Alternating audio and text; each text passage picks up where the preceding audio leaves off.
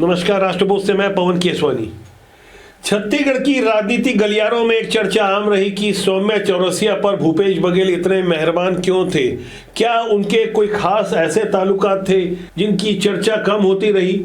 भूपेश बघेल और सौम्या चौरसिया के ऐसे संदिग्ध ताल्लुकातों को लेकर काफी संभल कर मीडिया भी अपना काम करता रहा, क्योंकि मामला किसी महिला से जुड़ा हुआ था। कथित मर्यादाओं को ख्याल में रखते हुए जब धूप में चली हल्के पांव वाली रणनीति को अपनाया गया, तो यहां से सौम्या चौरसिया के बारे में जो अपुष्ट जानकारी थी, जिसे मीडिया आमतौर पर जाहिर कर देता था और बताया करता था कि सूत्रों से जानकारी मिली है।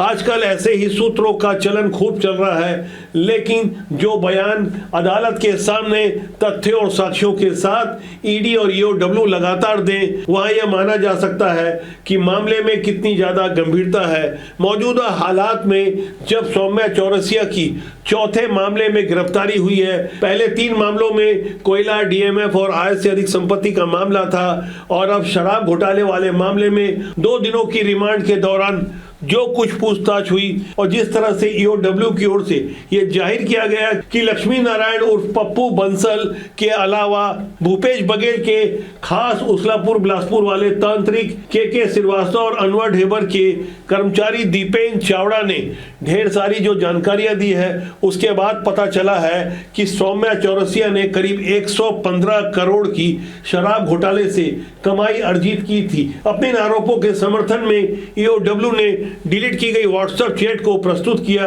जिसमें साफ तौर पर पप्पू बंसल की संदिग्ध हरकतों पर एक बड़ा सा क्वेश्चन मार्क तो पहले ही लगा दिया था। लेकिन भूपेश बघेल पप्पू बंसल पर चूंकि खासे मेहरबान थे, और उसी पप्पू बंसल के बयान के बाद बीते 18 जुलाई से आज की तारीख तक चेतन बघेल जेल में है। सौम्या चौरसिया की गिरफ्तारी के साथ इस बात की भी चर्चा होने लगी कि आखिर वो दीपक टंडन उससे मिलने जेल क्यों जाता था, जिसने हाल में ही डीएसपी कल्पना वर्मा पर लव ट्रैप में फंसाने का गंभीर आरोप लगाया। और उसके बाद पता चला कि दीपक टंडन तो खुद बहुत बड़ा महाठग है। पहले फोटो फ्रेमिंग की एक मामूली सी दुकान चलाता था, और जिसके बाद उसने जिस तरह से होटल कारोबार के अलावा ढेर सारे कारोबार किए। भूपेश बघेल के शासन में सौम्या चौरसिया की क्या नजदीकी संबंधों के कारण ही उसे बोतल की धुलाई का कोई ठेका मिला था। इस बारे में भी पड़ताल हो रही है कि जिन दिनों सौम्या चौरसिया करीब 2.5 साल जेल में थी, दीपक टंडन उन पर क्यों मेहरबान था। वैसे दीपक टंडन की रंगीन मिजाजी की कई खबरें अब सामने आ रही है कि किस तरह से उसने पहली बीवी के रहते हुए भी किस तरह से दहेज वाले मामले को अंजाम दिया होगा, और उसके अलावा बाद में कई और लड़कियों से जिस तरह से उनके संबंधों की बातें सामने आ रही है, और जिस तरह के संदिग्ध आचरण दीपक टंडन के हैं, और ऐसे हालात में जिस तरह से उसने करोड़ों की संपत्ति बनाई, तो जांच की आंच यहां तक भी जरूर पहुंचेगी। जो दीपक टंडन बार बार सौम्या चौरसिया से मिलने जेल में जाता था, कहीं वहां की शराब वाली रकम दीपक टंडन के पास तो नहीं इन्वेस्ट करवाई गई, और दीपक टंडन ने क्या कोई शातिराना अंदाज से उन पैसों को इधर से उधर किया होगा। फिलहाल ये भी जानकारी सूत्रों से मिली हुई है, लेकिन हम सूत्रों को मजबूती दे रहे हैं, लगातार समझने की कोशिश कर रहे हैं आखिर सूत्रों से मिली हुई इन जानकारी में कितनी ज्यादा सत्यता है। सौम्या चौरसिया ने अनिल टुटेजा को जो व्हाट्सएप चैट किया था, जिसे जांच एजेंसियों ने रिकवर करवा लिया है, आप देख सकते हैं। इसमें सौम्या चौरसिया साफ तौर पर लिखी थी, एडी यानी अनवर ढेबर को बोलो कि कोई हिसाब नहीं देगा, जो है उतना ही बताना। बिट्टू यानी चेतन बघेल बता रहा था कि बंसल उससे बहुत सारे सवाल पूछ रहा है। ईडी ने बीते 15 सितंबर को कोर्ट में 5वीं प्रोसिक्यूशन कंप्लेंट जो प्रस्तुत की थी, उसमें साफ तौर पर बताया था कि किस तरह से अनिल टुटेजा, चेतन बघेल, सौम्या चौरसिया और अनवर के बीच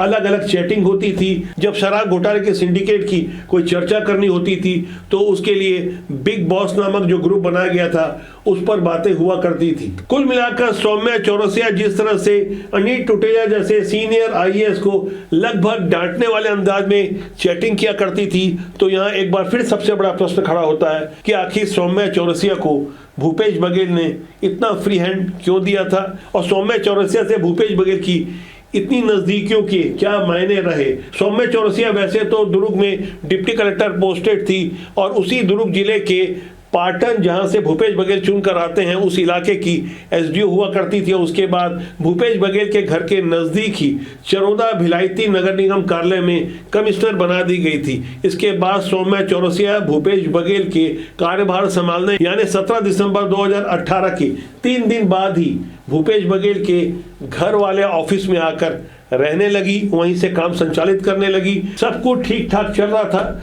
सौम्या चौरसिया का कारोबार 2019 से स्पीड पकड़ चुका था। यही वो समय था कि जब 2019 से लेकर 2022 के बीच सौम्या चौरसिया ने ढेरों प्रॉपर्टी बनाई, लेकिन जब 2 दिसंबर 2022 को उसकी गिरफ्तारी हुई तो उसके बाद एक एक कर वो सारे राज सामने आने लगे, जहां से भूपेश बघेल का दामन पूरी तरह दागदार हो चुका था। इसे हम आगे समझेंगे। पहले सौम्या चौरसिया के बारे में जो नए खुलासे हुए हैं उसमें साफ तौर पर पता चलता है कि किस तरह से सौम्या चौरसिया ने 2018 से लेकर 2022 तक अपनी मां शांति देवी के नाम पर 28 प्रॉपर्टी खरीदी थी। पता चला कि इन 28 प्रॉपर्टियों में से एक प्रॉपर्टी कुरुड्डी की जमीन भी थी। वही कुरुड्डी जो कि भूपेश बघेल का अपना पैतृक गांव रहा। इस गांव में सौम्या चौरसिया ने आखिर क्यों जमीन खरीदी? ये वही गांव है जिसके बारे में बताया गया कि भारतमाला परियोजना की सड़क यहां से गुजरने की जानकारी सौम्या चौरसिया को थी और यही जानकारी भूपेश बघेल को भी थी। जहां से भारतमाला परियोजना की सड़क जाती होगी, स्वाभाविक रूप से वहां की जमीन की कीमतें बढ़ जाती है। ऐसे में सौम्या चौरसिया की नजदीकी भूपेश बघेल से उनके गांव में जमीन खरीद कर और ज्यादा बढ़ गई। इसके अलावा सौम्या चौरसिया ने महज 2 साल के अंदर अपनी बहन सौरभी पटेल के ससुर और कारोबारी मनसुख लाल पटेल के नाम से धरसीवा वालफोर्ड में जमीन खरीदी। कोरबा के संतरेंगा में रिसोर्ट बनाने के लिए करीब 2.5 एकड़ जमीन 3 करोड़ 36 लाख में खरीदी। इसी तरह अजगर बहार में एक आदिवासी की 8 एकड़ जमीन खरीदी। यहाँ 11 करोड़ से ज्यादा बेनामी संपत्तियां बनाई। करीब 2 महीना पहले यानी अक्टूबर में एसीबी और ईओडब्ल्यू ने सौम्या चौरसिया के विरुद्ध कोयला घोटाला और आय से अधिक संपत्ति की जो 8000 पेज की चार्जशीट प्रस्तुत की थी, उसमें साफ तौर पर बताया कि सौम्या चौरसिया ने कुल 17 साल नौकरी की। इस दौरान उसने करीब 2.5 करोड़ की आय अर्जित की, लेकिन उसकी जो प्रॉपर्टी की जानकारी सामने आई है वो करीब 50 करोड़ से ज्यादा की बताई गई। इस तरह से दावा किया गया सौम्या चौरसिया ने अपनी आय से 1872% ज्यादा की प्रॉपर्टी खरीदी। सौम्या चौरसिया ये सब भूपेश बघेल के घर पर चलने वाले ऑफिस से कर रही थी, खुलेआम कर रही थी, डंके के चोट पे कर रही थी। आज जब सौम्या चौरसिया को एक बार फिर विशेष अदालत के सामने ईओडब्ल्यू द्वारा प्रस्तुत किया जाएगा तो उससे पहले भूपेश बघेल का दर्द एक बार फिर सौम्या चौरसिया के लिए छलक पड़ा। क्या कुछ कह रहे थे, ध्यान से भूपेश बघेल की बातों को सुने। देखिए, ये एजेंसी किस प्रकार से दुरुपयोग करे उसको उदाहरण दिया मैं ताजा कि ईओडब्ल्यू है उसको फरार घोषित करवाई कोर्ट से 5वें महीने में, और आज 12वें महीने में से 64 को बयान देने खुद ईओडब्ल्यू वहां पहुंची हुई है। और जब हमारे वकील बोले ये तो फरार है तो भागा सरपट चाल से, और न केवल पप्पू बंसल भागा बल्कि ईओडब्ल्यू का अधिकारी भी, जो जांच अधिकारी, वो भी भागा। दिल बहलाने के लिए गालिब ख्याल अच्छा है, ऐसा कहा जा सकता है, क्योंकि भूपेश बघेल अच्छी तरह से समझ चुके हैं कि वो पूरी तरह एक्सपोज हो चुके हैं, लेकिन मंजे हुए पॉलिटिशियन की तरह वो अपने माथे पर शिकन को भी ढकने की कोशिश करते हैं। क्योंकि भूपेश बघेल के अपने ही इकलौते बेटे चेतन बघेल के बारे में जिस तरह के सबूत प्रस्तुत हुए हैं और भूपेश बघेल जिस तरह से बार बार उस पप्पू बंसल का नाम लेते हैं जिनके बारे में वो कई बार दावा कर चुके हैं कि आखिर ईडी और ईओडब्ल्यू उन पर क्यों मेहरबान है, उनकी क्यों नहीं गिरफ्तारी हो रही है, वो तो वारंट शुदा है। ढेर सारी ऐसी तमाम वही बातें बार बार भूपेश बघेल इसलिए कह रहे हैं क्योंकि वो अच्छी तरह से जानते हैं पप्पू बंसल के पास अभी भी भूपेश बघेल के वो सारे गुप्त राज पता है जिसे पप्पू बंसल ने हो सकता है जांच एजेंसियों को बता दिया होगा, या भूपेश बघेल को ऐसा लगता है कि वो पप्पू बंसल के बारे में बार बार जोर जोर से मीडिया के सामने बोलकर ये जाहिर कर दें पप्पू बंसल असल आरोपी है, इसलिए उनकी बातों का यकीन नहीं किया जाए। इसलिए हो सकता है इससे भूपेश बघेल बच जाए। आने वाले समय के लिए वो अपने बचाव की तैयारी कर रहे होंगे, क्योंकि जो उन्होंने हालत कवासी लखमा की देखी है, कवासी लखमा 11 महीने से यानी 15 जनवरी 2025 से लगातार जेल में थे। जैसे तैसे कानूनी दांव पे से 11 महीने बाद जेल के सलाखों के बाहर पुलिस हिरासत में भी मीडिया को बाइट देते हुए ये समझाने लगे कि मैं बूढ़ा हो गया हूं, मुझे ढेर सारी बीमारियां हैं, मुझे तो कोर्ट के सामने पेश होने के लिए भी दबाव बनाना पड़ा। मतलब पेश ही तो आना चाहिए ना, बाहर अगर रहते और पेशी नहीं आता तो नोटिस नहीं निकलता है क्या? तो आज पेशी के लिए आए हैं, दादी आज पेशी के लिए आए हैं। सर सिर्फ पेशी के लिए मजिस्ट्रेट साहब जबरदस्ती बुलाया, मैं उनको फोन से मतलब वीडियो कॉन्फ्रेंस में पेशी हुआ था। जज बोलने के बाद पहला बार लाए 12 महीना के बाद 11 महीना में पेशी आया हूँ।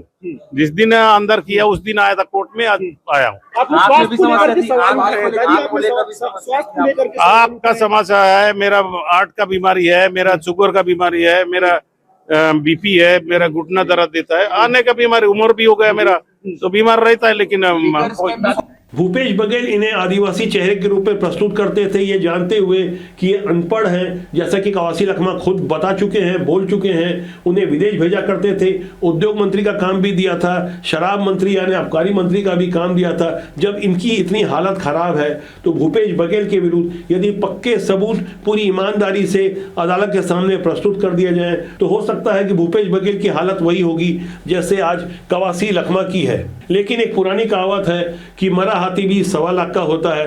भूपेश बघेल इतने भी हल्के पतले नहीं हैं कि उन्हें आसानी से गिरफ्तार कर लिया जाए और उन्हें कवासी लखमा की तरह ट्रीट किया जाए। भूपेश बघेल एक मंजे हुए पॉलिटिशियन हैं। सत्ता पक्ष के भी कई पुराने दिग्गजों से उनके अच्छे संबंध हैं, कई बार सदन के अंदर और सदन के बाहर भी ऐसा माहौल देखने को मिलता है जिसे देखने के बाद हो सकता है कि भारतीय जनता पार्टी के जमीनी कार्यकर्ता मन महसूस के रह जाएं, जिनका दर्द कई बार सोशल मीडिया में भी दिखाई पड़ता है, जहां वो कहते हैं कि अब जमीन पे हम लड़ते हैं और बड़े बड़े नेता आपस में दोस्ती गांठ लिया करते हैं। वैसे राजनीति का ये कोई इकलौता उदाहरण नहीं है। मनभेद मतभेद वाली बात कहते हुए, किसी तरह बचाव करते हुए जब नेता अपनी सफाई देते हैं तो पहले से कहीं ज्यादा जागरूक हो चुका कार्यकर्ता भी समझ चुका है कि उन्हें किस तरह की कूटनीति और रणनीति का सामना करना है। शायद ऐसे ही माहौल के कारण सौम्या चौरसिया और भूपेश बघेल के संबंधों को लेकर सत्ता पक्ष की ओर से भी खुलकर कोई गंभीर आरोप नहीं लगाए जाते।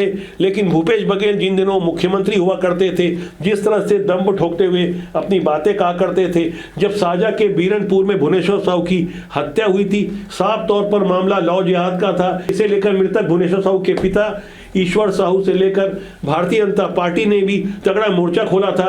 लेकिन ठीक विधानसभा चुनाव के पहले हुए इस हत्याकांड की लीपापोती करते हुए न केवल 2 मुसलमानों की हत्या का एक प्रकरण सामने आया, लेकिन तब भी जब बात नहीं बनी तो भूपेश बघेल ने साफ तौर पर यह बयान दिया था कि जब भारतीय जनता पार्टी के बड़े बड़े नेताओं की बेटियां, उनके रिश्तेदार मुसलमान लड़कों से संबंध रखते हैं तो क्या वहां लव जिहाद नहीं होता। ऐसा कहते कहते उन्होंने भारतीय जनता पार्टी के छत्तीसगढ़ के एक बहुत बड़े नेता का साफ तौर पर नाम भी ले लिया था। और लव जिहाद की बात करते हैं, भारतीय जनता पार्टी के बड़े नेताओं की बात करें तो सबके बेटी किसके साथ शादी किए हैं, मुसलमानों से। वो लव जिहाद नहीं है। छत्तीसगढ़ के सबसे बड़े नेता की बेटी पता नहीं कहाँ है, उनसे पूछो भला, वो लव जिहाद नहीं है। इनकी बेटियां करे तो लव और दूसरे करे जिहाद, वहाँ क्यों नहीं कर रहे हैं?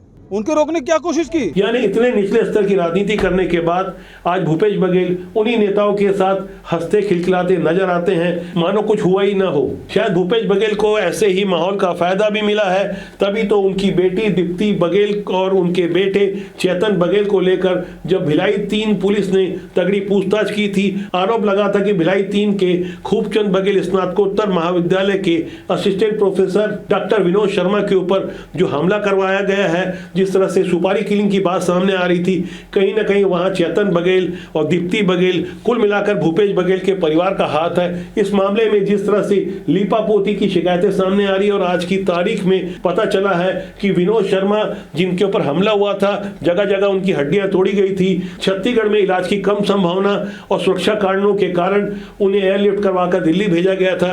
पता चला कि दिल्ली में रहते हुए ही उन्होंने VR का आवेदन दिया और दिल्ली से ही स्वैच्छिक सेवानिवृत्ति को मंजूरी प्राप्त करवा ली। यहाँ आपको याद होगा ये मामला अगर 2024 का है, जब ये मामला उजागर हुआ था तब दुर्ग के SP जितेंद्र शुक्ला हुआ करते थे। भूपेश बघेल उन्हें साफ तौर पर गुंडा कह रहे थे, लेकिन भूपेश बघेल के भी सुर बदल गए और डॉक्टर विनोद शर्मा वाला मामला भी कहीं ठंडे बस्ते में चले गया। ऐसे माहौल को समझने के बाद आपको ये बात तो समझ में आ गई होगी कि मौजूदा दौर में राजनीति इतनी भी आसान नहीं है जो कि जितनी सरल दिखती है। अंदर खाने बहुत कुछ चलता है, अंदर खाने की ढेर सारी जानकारी हमारे पास भी है, लेकिन जब तक मजबूत तथ्य और सबूत नहीं होते तब तक हम उसके बारे में ज़्यादा खुलासा नहीं करते। आने वाले दिनों में कुछ बड़ा खुलासा करने जा रहे हैं, जिससे हो सकता है कि अच्छे अच्छे बड़े बड़े राजनेताओं की हवाइयाँ उड़ जाए, रातों की नींद हराम हो जाए। क्योंकि आज जो बड़े बड़े नेता हैं, विचारधारा की बातें किया करते हैं, उनसे कोई ये तो पूछे कि उनकी आय का स्रोत क्या है। घर में इतनी महंगी महंगी गाड़ियाँ, इतने बड़े बड़े बंगले, इतने बड़े बड़े फार्म हाउस और उनके बच्चों की शादी में करोड़ों रुपए आखिर कहाँ से खर्चा होते हैं। इस बारे में आगे हम कुछ और ज़्यादा बड़ा खुलासा करने जा रहे हैं। थोड़ा इंतजार कीजिए, कुछ बड़े सफ़ेदपोश चेहरों को हम बेनकाब करेंगे, क्योंकि राष्ट्रबोध आपका अपना जनमंच है, जिसका सूत्र वाक्य है राष्ट्र सर्वोपरि। तो फिलहाल आज के लिए इतना ही। बहुत जल्दी मेरी आपसे फिर मुलाकात होगी किसी बड़े खुलासे के साथ। नमस्कार।